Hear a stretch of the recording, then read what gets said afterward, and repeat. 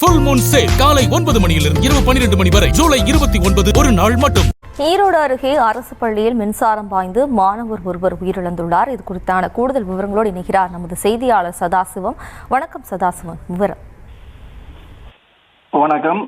ஈரோடு மாவட்டம் பவானி அருகே குப்புச்சிபாளையம் அரசு நடுநிலைப் பள்ளியில் ஏமம்பாளையம் கரட்டுக்காட்டு தோட்டம் பகுதியைச் சேர்ந்த ஈஸ்வரன் மகன் யோகேஸ்வரன் என்பவர் 6ஆம் வகுப்பு படித்து வருகிறார்.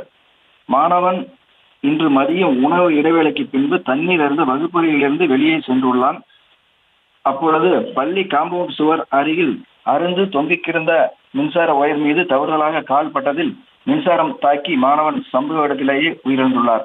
பின்பு அவரது உடல் மீட்கப்பட்டு மயிலம்பாடி அரசு ஆரம்ப சுகாதார நிலையத்தில் வைக்கப்பட்டது. மாணவனின் இறப்புக்கு காரணமானவர்கள் மீது நடவடிக்கை எடுக்க வேண்டும் என கூறி மாணவனின் உறவினர்கள் மற்றும் உடன்படிக்கை மாணவியர்கள் குப்புச்சிபாளையம் பேருந்து நிறுத்தம் பகுதியில் பவானி மேட்டூர் தேசிய நெடுஞ்சாலையில் சாலை மறியலில் ஈடுபட்டுள்ளனர்.